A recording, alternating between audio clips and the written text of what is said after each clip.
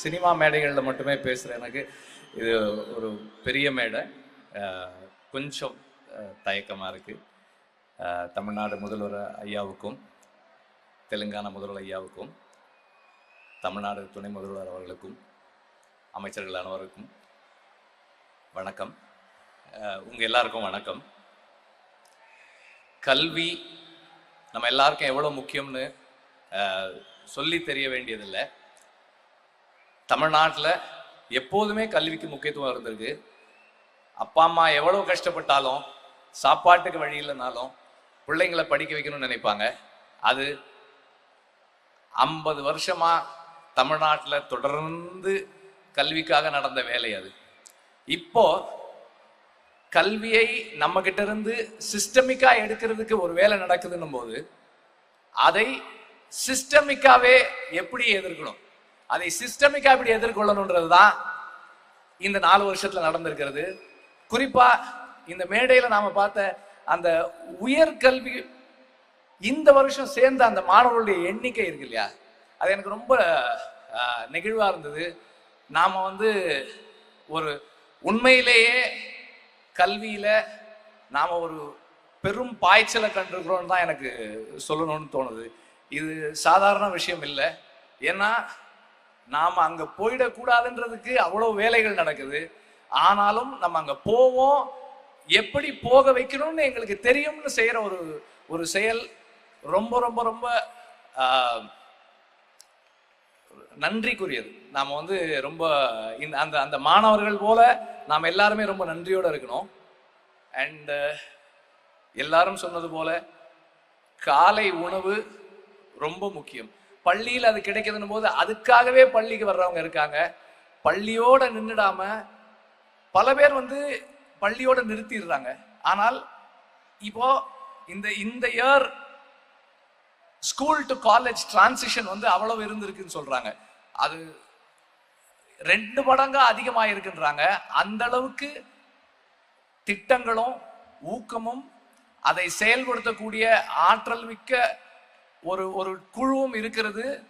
நம்ம எல்லாருக்கும் கிடைச்சிருக்க ஒரு பெரிய பலம். அது ரொம்ப ரொம்ப நன்றி. முதல்வருக்கு ரொம்ப நன்றி. இந்த அரசுக்கு ரொம்ப ரொம்ப பெரிய நன்றி. இந்த வாய்ப்பு கொடுத்ததுக்கு ரொம்ப நன்றி. முதல்வர் ஐயாவுக்கும் தெலுங்கானா முதல்வர் ஐயாவுக்கும் அப்போ நம்ம டிசிஎம் அந்த வார்த்தையை சொல்லும் போது மாமன் உதய் சாருக்கும் அமைச்சர் பெருமக்கள் எல்லாருக்குமே என்னோட வணக்கத்தை தெரிவிச்சுக்கிறேன். பசியால படிப்பை நிப்பாட்டினவங்க நிறைய பேர், என் கூட படித்த நிறைய பேர் படிப்பை நிப்பாட்டினவங்க நிறைய பேர். பசி என்னன்னா அன்னைக்கு ரொம்ப தூரமாகும் பள்ளிக்கூடம், அவ்வளோ தூரத்துக்கு போயிட்டு திரும்பி வர முடியாது.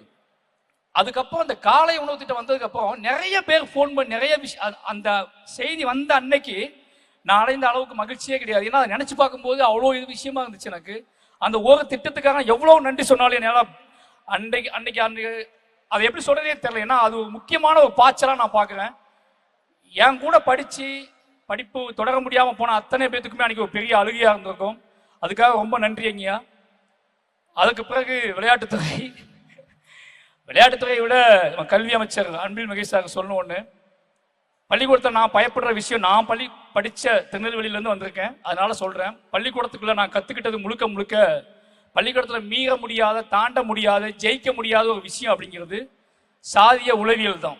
அதை மீற முடியாமல், அதை கஷ்டம், அதுக்குள்ளே அடங்கவும் முடியாமல் நான் பட்ட கஷ்டம் ஜாஸ்தி. அதை இன்னைக்கு பள்ளிகளுக்குள்ள சமூக நீதிங்கிற வார்த்தையும் சமத்துவம்ங்கிற வார்த்தையும் ஓங்கி ஒழிக்க வைக்கக்கூடிய செயலை நம்ம பள்ளி கல்வி செஞ்சுக்கிட்டே இருக்கு அப்படிங்கிற ஒரு மிகப்பெரிய சந்தோஷம். ஏன்னா தொடர்ந்து யார் மூலமாவது எதன் மூலமாவது அதை பதிவு பண்ணிக்கிட்டே இருக்காங்க. கிட்டத்தட்ட அதுல ஒரு பெரிய பாய்ச்சலா நான் பார்க்கறது பள்ளிக்கூடங்களில் இருந்தக்கூடிய சாதி பெயர்களை அகற்றுனது. அதற்கப்புறம் இது ஒரு முக்கியமான விஷயமா, பள்ளிக்கூடமே எங்க பள்ளிக்கூடம் தான் தெரியுமான்னு சொல்லியிருக்காங்க என்கிட்ட. அப்படி அத்தனையும் ஒழிச்சு கட்டி இன்னைக்கு பள்ளிக்கூடத்துக்குள்ள நடக்கக்கூடிய ஒரு மிகப்பெரிய யுத்தத்தை இன்னொரு அறிவு யுத்தமா மாத்தின பங்கு கல்வித்துறை செஞ்சிருக்கு. அதுக்கு கோடான கோடி நன்றிகள். அப்போ விளையாட்டுத்துறை உதய் சார் மினிஸ்டர் ஆப்பான்னு மினிஸ்டர் ஆக போகிறோம் சார் சொல்லும்போது நான் என்ன சார் துறைன்னு கேட்டேன். சார் விளையாட்டுத்துறை அப்படின்னாரு. உண்மையாகவே அது அவருக்கு விளையாட்டு பயங்கரமாக பிடிக்கும். மாமன்னன் ஷூட்டிங் ஸ்பாட்லேயே வந்து கிரிக்கெட் பார்த்துட்டே இருப்பாரு, அப்படி எதையாவது பேசிக்கிட்டே இருப்பார். இன்னைக்கு அவர் வந்ததுக்கப்புறம் விளையாட்டு சார்ந்த விஷயங்களை ஈஸியாக எடுத்துகிட்டு போகிறது, அதை ரொம்ப எளிமையாக அதோட ரூட்டை, வழியை, பாதையை ரொம்ப எளிமையாக மாற்றினது, இது எல்லாத்துலேயுமே அவருக்கு கீழே விளையாட்டு யார் எங்கேருந்து விளையாட ஆரம்பிப்பாங்க, யார் விளையாடுறதுக்கு வழி தெரியாமல் இருப்பாங்க, யார் உச்சம்போதுக்கு வழி தெரியாமல் இருப்பாங்கன்னு தெரிஞ்சுக்கிட்டு அந்த மாதிரியான விளையாட்டு வீரர்களை ஊக்குவிச்சு அவங்கள வெளியே எடுத்துட்டு வந்து இவ்வளோ பெரிய சாதனை நிகழ்த்திருக்காங்க அப்படிங்கிறது ரொம்ப சந்தோஷம். ஒட்டுமொத்தமாகவே தமிழ்நாடு ஒரு பாய்ச்சலில் தான் இருக்குது. ஒட்டுமொத்தமாகவே எல்லா துறையிலையும் அதை விட முக்கியமான விஷயம் சமூக நீதி அப்படிங்கிற விஷயத்தில் அது கல்விக்குள்ளே கொண்டு வந்தது, விளையாட்டுத் துறையிலையும் கொண்டு வந்தது மிகப்பெரிய பாய்ச்சலாக பார்க்குறேன். எல்லாத்துக்கும் ஒட்டுமொத்தமாக என் சார்பாகவும் என் குடும்பத்தின் சார்பாகவும் என்னோட மாவட்டத்தின் சார்பாகவும் அத்தனைக்கும் நன்றி தெரிவிச்சுக்கிறேன். நன்றி. இந்தி போராட்ட சமயத்துல ஒரு கையெழுத்து பிரதியை வந்து அடிக்கடி அண்ணா படிச்சாராம். படிச்சுட்டு யாருப்பா ஒரு அழகா எழுதுறா, அந்த இளைஞரை நான் மீட் பண்ணணும்னு சொன்னாராம். அவரை பிடிச்சிட்டு வந்து கூட்டி வந்து நிறுத்தினாங்களாம். அண்ணா பார்க்கும்போது ஒரு 14 வயசு பையன் நின்றாராம். அவர் தான் மு. கருணாநிதி. அவர் ஷாக் ஆயிட்டாராம். என்னப்பா, நான் ஒரு 30 வயசு இருக்குன்னு நினைச்சா, நீ 14 வயசுல இருக்கு, நீ ஸ்கூலுக்கு போலையான்னு. இல்லைங்க அண்ணா, நான் ஸ்கூலுக்கு போறது இல்லை அப்படின்னாராம்.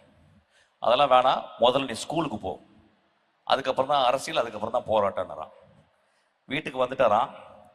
அண்ணா சொன்னதை தட்ட முடியாது. ஆனால் வீட்டுக்கு வந்து யோசிச்சுட்டு, அண்ணா சொன்னதை தட்ட முடியாது, ஆனால் நான் தட்டுறேன், அது அண்ணாக்கு தெரியாமல் இருக்கணும், கடைசி வரைக்கும் ஸ்கூலுக்கே போகலையாம். அவர் ஸ்கூலுக்கு போகாமல் வாழ்ந்ததுனால தான் நீங்கள் எல்லாம் ஸ்கூலுக்கு போகிறீங்க. இதை மறக்கவே கூடாது. நாங்கள் படிச்சுக்கிட்டே இருக்கோம். நான் இப்போ காரில் வரும்போது ஒரு பஸ் போகுது. அந்த பஸ்ஸில் திருநங்கைகளுக்கும் திருநம்பிகளுக்கும் ஒரு திட்டம் அப்படின்னு இருக்கு, சிறகுன்னு ஒரு திட்டம். நாங்கள் 2 பேரும் அரசியலுக்கு அப்பாற்பட்டவங்க. ஆனால் அந்த குடும்பத்தில் நாங்கள் எப்பயுமே இருக்கிறோம், எப்பயுமே கூட பழகிக்கிட்டே இருக்கோம். ரொம்ப ரொம்ப நீங்கள் எல்லாம் கொடுத்து வச்சவங்க. நாங்கள் ஸ்கூலில் படிக்கும்போது, கவர்மெண்ட் ஸ்கூலில் படிக்கும்போது எங்களுக்கு ஒரு எந்த ஹெல்ப்புமே இல்லை. ரொம்ப ரொம்ப கஷ்டப்பட்டு ஒவ்வொரு வருஷமும் நாங்கள் படிக்கிறதுக்கு அவ்வளோ கஷ்டப்பட்டு வந்தோம். இன்னைக்கு உங்கள் வாழ்க்கையில் இந்த அரசும் முதல்வரும் எனது மதிப்பிற்குரிய என் இதயத்திற்கு சொந்தமான தம்பியும் புன்னகை அரசர் அன்பிலும் 3 பேரும் சேர்ந்து உங்களை பத்திரமா பார்த்துக்கிறாங்க. அதை மறக்கவே கூடாது. அவ்வளவு நல்ல திட்டங்களை உங்களுக்கு படிக்கிறதுக்காக சொல்றாங்க. நீங்க படிக்கணும். இனி வாழ்க்கையில உங்களுக்கு எந்த முட்டுக்கட்டையுமே கிடையாது, எந்த முட்டுக்கட்டையும் கிடையாது. உங்க வேலை படிக்கிறது தான். உங்களுக்காக எல்லா செலவையும் எல்லா பொறுப்புகளையும் உங்கள் தாய் தந்தை போல முதல்வர் ஐயா உங்களை பார்த்துக்கிறாரு. துணை முதல்வர் அதை வந்து வழி நடத்துறாரு. எல்லா நல்ல திட்டங்களும் மக்களுக்கு போய் சேர மாதிரி அன்பில் பார்த்துக்கிறாங்க. நான் அவங்க 3 பேருக்கும் பர்சனலாக நான் கடப்படுறேன். நான் வந்து இந்த விஷயத்துல இன்னொரு விஷயத்தை இங்க சொல்லணும். நான் சொல்றதுக்கு, உலகத்திலே ஒரு மிகச்சிறந்த ஆளுமை என்று கருதப்படுகிற இளையராஜாவுக்கு விழா எடுத்ததுக்கு அவங்கள காலை தொட்டு நான் கும்பிட்டுக்கிறேன். உலகத்துல எந்த அரசும் ஒரு இசைக்கலைஞனுக்கு எடுக்காத ஒரு விழாவை ஐயா முதல்வர் ஐயா எடுத்திருக்காரு. அவருக்கு நான் ரொம்ப கடமைப்பட்டிருக்கேன். இதை விட அவர் வாழ்க்கையில அச்சீவ் பண்ணது, இளையராஜா ஐயா அச்சீவ் பண்ணது எதுவுமே இல்லை. அவ்வளோ பெரிய விழா. இந்த உலகமே, உலகத்துல இருக்க எல்லா தமிழர்களும் பார்த்தாங்க அந்த விழாவை. அப்படியாப்பட்ட விழா எந்த கலைஞனுக்கும் எந்த உலகத்துல யாருமே எடுக்கப்படாத ஒரு விழா எடுத்தது. அதுக்காக ரொம்ப நன்றி. கல்வியை பற்றி 2000 வருடங்களுக்கு முன்னால ஒரு பாண்டிய மன்னன் அவர் ஒரு பாடல் எழுதியிருக்கிறார். பாலகிருஷ்ணன் ஐயா வந்து பல இடங்கள் அதை பற்றி பேசியிருக்கிறார். அதோடைய கடைசி 4 வரிகள் ரொம்ப முக்கியமானது. வேற்றுமை பொருந்திய நாற்பால் உள்ளும் கீழ்ப்பால் ஒருவன் கற்பின் மேற்பால் ஒருவனும் அவன் கண் படுமே அப்படின்னு சொல்றார். கல்விக்கு வந்து 2 குணங்கள் இருக்கு. அதுல ஒரு குணம் இப்ப இவர் சொல்றது, அது என்ன குணம்னா, கல்வி வந்து கீழே இருக்கிறவன் கற்ற பின்னாடி மேல இருக்கிறவனும் அவனை மதித்து அவனோடு சேர வேண்டிய கட்டாயத்தை ஏற்படுத்தும். இது முதல் காரணம். ரெண்டாவது, கல்வி என்ன செய்யும் அப்படின்னா, அதை எழுதிட்டே வந்திருக்கேன். விவேக சிந்தாமணி அப்படிங்கிற ஒரு புத்தகத்துல ஒரு பாடல் இருக்கு. வெள்ளத்தால் போகாது, வெந்தனலால் வேகாது, மண்ணலாலும் கொள்ளலாகாது, மன்னராலும் எடுத்துக்க முடியாது, கொடுத்தாலும் நிறைவொழிய குறையாது. அது என்னன்னா, நம்ம எதுக்கு படிக்கிறோம்? படிச்சு நல்ல வேலைக்கு போய் சம்பாதிச்சு குடும்பத்தை காப்பாற்றி அப்பா அம்மாவை காப்பாற்றி குழந்தைங்களை காப்பாற்றுறதுக்காக போகிறோம். அதை நான் ஒருவேளை என்னால் முடிஞ்சு நான் ஒரு 1 கோடி ரூபாய் யாருக்கோ கொடுத்தேன்னா அவங்களால சந்தோஷமாக வாழ்ந்துட முடியும். ஆனால் என்கிட்ட அந்த 1 கோடி ரூபாய் இருக்காது, ஏன்னா நான் அதை கொடுத்துட்டேன். ஆனால் கல்வி இருக்கு இல்லையா, அதை வைத்து நாம் கற்று நாம் பணம் ஈட்டும் பொழுது அந்த கல்வி என்னையும் அறிவாளியாகவே வைத்திருக்கும், அதை வாங்குபவரையும் அறிவாளியாக வைத்திருக்கும். என்னிடம் இருக்கும் கல்வி அவருக்கும் போய் சேரும், அவரை எனக்கு சமமாக மாற்றும் அல்லது என்னை அவருக்கு சமமாக ஏற்றும். இதனால தான் கல்வியை வந்து கற்கக்கூடாதுன்னு பழங்காலத்திலிருந்து இன்னைக்கு வரைக்கும் தடுத்துக்கிட்டே இருக்காங்க. இது ரொம்ப ரொம்ப முக்கியமான பாயிண்ட். கற்றுக்கிட்டு வந்திருந்த நாம ஏன் நடுவில் கல்வி இழந்தோன்றதை யோசிக்கணும். 2 விதமான கருத்தியல்கள் இருக்கு கல்வியை சார்ந்து. ஒன்று திராவிட கருத்தியல், எல்லாரும் படிக்கணும், எல்லாரும் அறிவாளியா இருக்கணுங்கிறது. இதை வந்து இப்ப நான் சொன்னேன் இல்லைங்களா, இந்த பாண்டிய நெடுஞ்செழியன் காலத்திலிருந்து போன செஞ்சுரியில இருந்த பாரதியார் வரைக்கும் அவர் கூட சொல்லியிருக்காரு, அன்ன சத்திரம் 1000 நாட்டலும் ஆலயம் 10000 கட்டலும் அப்படின்னு சொல்லி அதோடைய எண்ணில் என்ன சொல்லியிருக்காருன்னா, இந்த பல புண்ணியங்களை தாண்டி கோடி மடங்கு பெரிய புண்ணியம் அங்கு ஒரு ஏழைக்கு கல்வி அறிவித்தல் சொல்லியிருக்கார். அப்படிப்பட்ட ஒரு புண்ணியமான செயல் வந்து கல்வி அறிவிக்கிறது. இப்போ ஆரிய கருத்தியல்ல என்ன நடந்திருக்குன்னா, கற்கணும்னு ஆசைப்பட்ட ஒரு பையன் போய் ஒரு ஆசிரியர்கிட்ட கற்கணும்னு கேட்ட பொழுது, நீங்க எந்த ஆளுன்னு கேட்டு உனக்கு சொல்லித்தர மாட்டேன்னு அனுப்பிச்சிட்டார். ஆனா அவனே போய் வில்வித்தை கற்றுக்கிட்டு அவர்கிட்ட போய் நின்ன போது அவருடைய கட்டை விரலை அவர் வாங்கிட்டார். அவர்கிட்ட போய் கர்ணன் பின்னாடி கத்துக்கணும்னு நினைச்ச பொழுது கர்ணனையும் நீ என்ன ஆளுன்னு கேட்டு அனுப்பிச்சிட்டார். அவர் கிருபாச்சாரியார்கிட்ட போய் கேட்ட பொழுது அவர் கேட்கும் பொழுது இல்ல நான் மேட்டுக்குடின்னு சொல்லி அவர்கிட்ட தொழில் கத்துக்கிட்டார். ஆனால் அவரும் அப்படிப்பட்டவர் இல்லைன்னு தெரியும் பொழுது அவர்கிட்ட நீ கற்ற கல்வி எல்லாம் உன்னை விட்டு ஒரு நாள் போய்விடும் சொல்லி சாபம் கொடுத்து அதையும் புடிங்கிறார். இப்படி துரோணாச்சாரியார் கிருபாச்சாரியார் ஆரம்பிச்சு ராஜகோபாலாச்சாரியார் வரைக்கும் நாம் படிப்பதை தடுத்து கொண்டே இருக்கிறார்கள். ஆனால்